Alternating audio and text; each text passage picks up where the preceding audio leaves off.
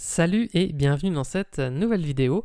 Aujourd'hui, on va voir comment faire pour créer une carte postale vintage sur Photoshop, donc en imitant le style des vieilles cartes postales américaines. Je précise juste une chose, les vieilles cartes postales américaines, justement, elles étaient faites avec des illustrations, donc c'était des dessins qui étaient dessus. Nous, pour que ce soit évidemment plus facile et plus rapide à faire, on va utiliser des photos. Donc le rendu sera peut-être légèrement différent des fois selon les photos que vous allez utiliser, mais on va essayer de se rapprocher le plus possible de ce style-là. Donc c'est parti, on va commencer en créant un nouveau document. Je vais créer un document qui va faire 2560 par 1440 pixels en 300 pixels par pouce, couleur RGB 8 bits, et je vais mettre l'arrière-plan en blanc et je vais faire créer. Donc ce que je vais faire, c'est que je vais faire glisser tout de suite ma photo principale dans mon document. Donc je vous ai mis le lien en description. Je vais maintenir la touche Alt enfoncée en même temps que je vais tirer sur la poignée pour l'agrandir, comme ça je redimensionne depuis le centre. Et si vous êtes sur une ancienne version de Photoshop, pensez à maintenir Shift enfoncé pour éviter de déformer votre image comme ceci. Voilà, donc on maintient Alt enfoncé et éventuellement Shift. Et je vais placer ma photo à peu près comme ceci et j'appuie sur Entrée. Là, je vais mettre quelques filtres qui ne sont pas indispensables ici, mais des fois, selon la photo que vous aurez, ça pourrait être bien d'y recourir pour éviter d'avoir une photo qui a un rendu trop photoréaliste et qui se rapproche plus d'un style illustratif. Donc pour ça, on va aller très rapidement dans Filtre. On va choisir Esthétique, Peinture à l'huile. Donc là, je vais mettre Stylisation netteté à 2 et l'échelle et la grosseur à 1. Ces réglages dépendront de la taille de votre document. Moi je mets ces réglages parce que mon document fait environ 2500 par 1440 pixels, mais évidemment faites à vue d'œil et ajustez selon votre photo et la taille de votre document. On décoche l'éclairage et j'appuie sur OK. Ensuite, je vais retourner dans Filtre et cette fois-ci, je vais aller sur Galerie de filtres. Donc, comme on a un objet dynamique, notre image, quand on l'a fait glisser, c'est un objet dynamique. On voit les filtres qui se mettent ici, donc à tout moment, on pourrait recliquer dessus pour les modifier. Là, dans ce panneau-là, donc, je vais dézoomer un petit peu. Je vais choisir dans le panneau, dans le groupe artistique pinceau à sec. Et là, on va modifier un petit peu les valeurs qu'on a ici. On va aller dans Texture. On pourrait augmenter un petit peu la texture. Voilà, et faire quelque chose comme ça. Je vais faire OK pour valider. Et si on fait un avant-après, on voit ce que ça nous donne. On a un petit peu simplifié la photo. Voilà, pour avoir un rendu qui nous donne quelque chose de plus illustratif. Ensuite, ce que je vais faire, je peux créer éventuellement un calque de teinte de saturation si je veux pour, par exemple, resaturer un peu ma photo ou la désaturer, ça dépendra aussi. Je crée un calque teinte de saturation. Voilà, on va mettre la saturation à plus 25. Si je fais avant-après, donc pour remodifier des fois les couleurs ou faire des réajustements sur votre photo. Donc moi j'ai ouvert le panneau réglage ici, je vais y recourir plusieurs fois dans ce tutoriel. Si vous ne l'avez pas, vous allez dans fenêtre et vous cliquez sur réglage. Donc pour poursuivre, je vais prendre l'outil texte. Donc je prends mon outil texte ici et je vais écrire donc mes différents textes. Alors je vais déjà écrire voilà, California. Donc je vais faire Command T ou CTRL T sur PC et je vais redimensionner mon texte. Voilà, si vous êtes sur une ancienne version de Photoshop, pareil, maintenez Shift enfoncé, sinon vous pourriez avoir des désagréments. Donc le California, je vais le mettre à peu près par ici. Alors je vais ouvrir le panneau caractère juste ici. Si vous ne l'avez pas, pareil, vous allez dans Fenêtre et vous cliquez sur Caractère. Au niveau des réglages, donc là, je vais mettre l'espacement à 200. La typographie que j'ai choisie, c'est Chunk 5. C'est une typographie que j'avais par défaut sur Mac. Si vous ne l'avez pas, vous tapez Chunk 5 dans Google, vous devriez la retrouver facilement. Sinon, prenez une typographie style western, ça passera bien ici. La taille, on va la mettre à, par exemple, 25. On met tout en majuscule. Voilà, comme ceci. Ensuite, je reprends mon outil texte. Je vais écrire Los Angeles. Donc cette fois-ci, je vais remettre l'espacement des caractères à 0. Je laisse toutefois ici la case cochée pour avoir tout en majuscule et je vais prendre la typographie Impact Regular. Donc pareil, normalement c'est une typographie qui est par défaut sur Mac, mais sinon vous tapez son nom dans Google, vous devriez la retrouver assez facilement aussi. Je vais faire Command T, je vais maintenir Alt enfoncé et je vais la redimensionner un petit peu. Voilà, je redimensionne ce texte pour qu'il soit un peu plus grand. Et encore une fois, je vais prendre l'outil texte et cette fois-ci, je vais écrire greetings from. Là, je vais décocher la case tout en majuscule. On va faire commenter, on va réduire la taille de notre texte. Et on va changer la typographie. On va mettre du Great Vibes. Donc on va prendre celle-ci. C'est pareil, c'est encore une typographie normalement qui est par défaut sur l'ordinateur. Donc je vais peut-être la réagrandir un peu maintenant. Voilà. Donc ce que je vais faire pour commencer, je vais prendre donc mon calque ici Los Angeles. Et ce que je vais faire, c'est que je vais aller dans Texte et je vais cliquer sur Déformer le texte. Je vais choisir Arc. Donc là, on va baisser cette valeur. Je vais peut-être même mettre carrément 0 pour le moment.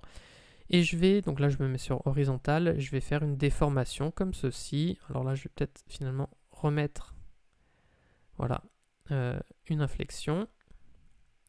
Donc on peut faire toutes sortes de déformations, vous en avez plein ici, on pourrait faire une montée, voilà, vous en avez toutes sortes que vous pourrez tester également. Je vais me mettre, voilà, à peu près comme ceci, j'appuie sur OK pour valider. Je vais faire commande T et je vais faire pivoter mon texte. Voilà, pour qu'il soit peut-être plus comme ceci. J'appuie sur Entrée pour valider. Je vais le dupliquer, donc je vais faire Command J ou Ctrl J sur PC. Le duplicata, je vais le mettre en dessous. Je vais le renommer Ombre. Je vais aller dans Incrustation couleur. Alors, quoique je ne suis même pas obligé d'aller dans Incrustation couleur, je vais simplement changer sa couleur ici dans le panneau caractère. Je vais mettre du noir. Et on va déplacer ce calque. Voilà, on peut utiliser les flèches du clavier. Et on va placer notre calque à peu près comme ceci. Et sur le calque Los Angeles ici, je vais aller dans Contour. Donc je vais faire une incrustation de contour. Et on va mettre un contour noir. Donc on va mettre un contour noir de 15 pixels en mode extérieur. Mode de fusion normal. Et la couleur, on met du noir. Et OK. Et j'appuie encore une fois sur OK. Greeting from. Alors, greetings from. Donc là, celui-ci, on va pareil aller dans texte. On va déformer le texte. On va prendre la même déformation. Donc on va se mettre sur arc. On va pas exagérer non plus la déformation. Cette fois-ci, on va déformer on va déplacer le curseur vers la gauche pour que le G soit plus gros finalement que le M à la fin. On va faire une déformation, voilà, assez légère comme ceci. J'appuie sur OK pour valider et je fais Command T ou Ctrl T sur PC pour déplacer un petit peu mon calque et le placer comme je souhaite. Alors voilà, on va le mettre à peu près à ce niveau-là. Je vais lui mettre tout de suite certains effets. Donc pour ça, je vais aller dans les options de fusion. Je vais lui faire une incrustation couleur pour commencer. Alors on va lui mettre du rouge. Voilà, on va mettre un rouge à peu près comme celui-ci. Je fais vraiment à vue d'œil. Donc voilà, un rouge assez clinquant. J'appuie sur OK. Je vais me mettre sur ombre portée. Je restaure tous les paramètres par défaut. Je vais mettre l'opacité à 100. On va mettre le mode normal. La distance, on va l'augmenter un tout petit peu. Alors je vais déjà augmenter le grossi. Voilà. On va diminuer un petit peu la taille. On va modifier l'angle. On fait en sorte que l'ombre soit en bas à droite. La distance, on va la remodifier à 4, voilà. Et la taille, on peut la remodifier un petit peu. Alors, on va pas la faire trop grande. Voilà, on va la mettre à 3 pixels, ce sera bien. Et j'appuie sur OK pour valider. Voilà, et donc on va mettre notre texte ici à peu près comme ceci. California, on va faire pareil. On va aller dans les options de fusion. Et ce qu'on va faire, c'est qu'on va lui mettre une incrustation couleur. Alors cette fois-ci, on va mettre plutôt du orange-jaune au niveau des couleurs. Voilà. Et on va lui mettre un contour. Un contour qu'on va pas forcément faire aussi épais que tout à l'heure. On va mettre 10 pixels, ce sera bien. Et au niveau des couleurs, on va peut-être reprendre le rouge qu'on avait ici. Non, il sera trop foncé, donc trop clair, pardon. Donc on va prendre plutôt un rouge par ici. Quelque chose de plus foncé. Et j'appuie sur OK et OK encore une fois. Donc là, on a placé nos principaux textes. Si jamais on veut les replacer un peu mieux, alors je vais remettre California au-dessus. Et voilà. Donc si on veut les replacer correctement sur notre document, je maintiens Shift enfoncé pour sélectionner plusieurs calques. Et voilà, je peux les déplacer à peu près comme je le souhaite. Donc on va se mettre à peu près ici. Là, on est pas mal. Je vais faire le cadre. Donc pour faire le cadre, ce que je vais faire, c'est que je vais aller dans mes outils ici. Je vais prendre l'outil rectangle arrondi. Je vais dessiner un grand rectangle. Voilà, à peu près comme ceci. Donc j'ai mon panneau propriété qui s'ouvre. On va mettre l'arrondi à 30 pixels, donc sur tous les arrondis. Je vais prendre l'outil déplacement. Je vais faire commande A ou CTRL A sur PC. Et je vais centrer ce rectangle. Donc je vais ignorer, là j'ai un message d'erreur qui n'a rien à voir avec Photoshop. Je fais ensuite commande D pour désélectionner. Donc là mon rectangle il est centré sur mon document. Donc ce que je veux c'est simplement avoir une bordure avec un petit effet arrondi ici. Donc pour ça ensuite je vais maintenir la touche commande enfoncée sur Mac ou CTRL sur PC. Je vais cliquer sur la vignette de mon calque ici. Ensuite je vais créer un nouveau calque. Je vais faire sélection, intervertir. Et ensuite, je vais prendre simplement le pot de peinture et là, je me mets en blanc au niveau des couleurs et je vais faire un clic dans cette zone et je fais commande D pour désélectionner. Et simplement, j'ai rempli cette sélection de blanc. Donc maintenant, je peux supprimer mon rectangle et là, j'ai tout simplement mon calque de contour. Donc voilà, ça commence un petit peu à prendre forme. Pour que ça rende un peu mieux tout de suite, je vais mettre des éléments de texture pour texturer un peu notre création. Pour ça, on va utiliser différentes textures. Donc, je vous ai mis les liens en description. Je vais faire glisser pour commencer cette première texture dans mon document. Je maintiens Alt enfoncé pour la redimensionner et l'agrandir depuis le centre, qu'elle remplisse tout mon document. Je vais changer son mode de fusion en... je vais choisir Produit. Et je vais aller dans Images, Réglages, Niveau. Et là, en fait, pendant que ce calque est sélectionné, je vais modifier ici mes niveaux pour faire en sorte de rééclaircir un petit peu. Et comme ça, je garde que les tâches. Mais ça me... Voilà, là on peut se mettre à peu près comme ceci. Ça dégrade un peu notre image et c'est ce qu'on veut. Donc j'appuie sur OK. Et comme ça, je ne joue pas sur l'opacité qui me baisse un peu tout. On peut rejouer sur l'opacité après si on trouve qu'il y a certains effets trop marqués. Mais là, je vais laisser à 100%. Pour que ça fasse un effet abîmé. Si je fais avant-après, on voit déjà ce que ça me donne. Et je vais mettre une deuxième texture. Donc, je vais prendre cette texture de papier. Je vais la faire glisser également dans mon document. Je maintiens Alt enfoncé pour la redimensionner comme tout à l'heure. Et j'appuie sur Entrée pour valider. Et cette fois-ci, je vais choisir le mode lumière tamisée. Donc, je vais cliquer sur ce mode ici. Et là, peut-être qu'on va baisser un peu l'opacité. Je réfléchis. Ou alors, éventuellement, ce qu'on peut faire, c'est aller dans Images, Réglages et cliquer sur Niveau.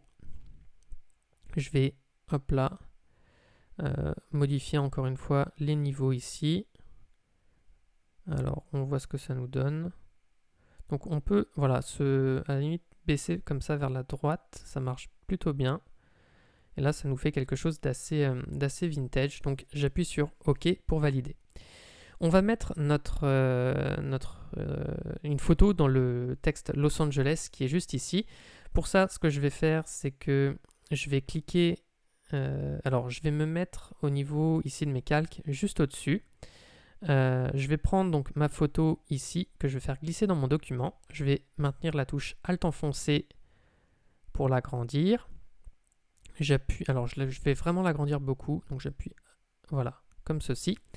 Je vais maintenir la touche commande enfoncée ou contrôle sur PC, donc commande sur Mac, contrôle sur PC, et je vais cliquer sur le petit T ici de mon calque Los Angeles pour le sélectionner. Donc ma photo ici, elle est bien au-dessus de mon calque, et j'appuie maintenant sur la vignette masque de fusion, tout simplement pour remplir pour créer un masque de fusion sur la sélection. Je vais cliquer sur le petit cadenas ici pour déverrouiller le lien entre le masque de fusion et le calque. Je vais cliquer sur le calque et maintenant je vais pouvoir le repositionner comme je veux dans ma forme. Je vais faire commande T et je vais faire pivoter un petit peu la photo comme ceci et la placer vraiment comme je le souhaite. Donc là, elle est plutôt bien, donc je vais appuyer sur Entrée pour valider. Je vais cliquer sur le petit cadenas ici sur l'espacement pour remettre le petit cadenas. On pourrait également, comme on l'avait fait tout à l'heure, aller dans Filtre, faire Esthétique, Peinture à l'huile. Hop là, je fais ça très rapidement. Donc je laisse les mêmes réglages, OK. Et puis aller dans Filtre, Galerie de filtres et faire notre notre effet pinceau à sec. Bon, je le fais très rapidement. Là, ça va pas changer grand-chose à notre composition. Donc, admettons que je fasse OK, que je laisse les mêmes réglages que tout à l'heure. Si je fais masquer, démasquer, bon, ça change pas grand-chose. Mais on peut imaginer faire ça pour que notre effet rende un peu mieux. Quelque chose qu'on pourrait tester aussi, c'est aller ici dans correspondance de couleurs et créer un calque, donc correspondance de couleurs, et mettre... alors, je sais plus c'est lequel, je crois que c'est Crisp Warm qui rend pas mal, mais on peut utiliser ce type d'effet pour justement styliser un peu notre création. Ça dépendra des photos que vous utilisez. Drop Blue, ça peut être pas mal. Bon, c'est très léger ce que ça me fait, mais ça peut être pas mal pour styliser un petit peu ce qu'on a fait. Alors, je sais, j'ai pas forcément refait exactement les mêmes couleurs que tout à l'heure. C'est simplement après, si on veut, on pourra toujours utiliser différents calques. Donc là, en jouant sur la luminosité contraste, par exemple, à la fin, on peut remodifier un petit peu tout ça et obtenir vraiment le rendu qu'on veut. Donc on pourrait décontraster un peu si on le souhaite, modifier un petit peu la teinte, la saturation globalement sur tout. Donc voilà, après vous pourrez jouer avec quelques calques de réglage pour achever de styliser votre carte postale. Donc j'espère que ce tutoriel vous aura plu. Si c'est le cas, je vous invite à mettre un like et à vous abonner à la chaîne. J'en profite aussi pour vous dire que j'ai créé une formation de 3 heures pour vous aider à débuter sur Photoshop. Donc si ça vous intéresse, vous avez juste à cliquer sur le lien qui est dans la description. La formation est offerte. Sur ce, moi je vous dis à bientôt pour une prochaine vidéo.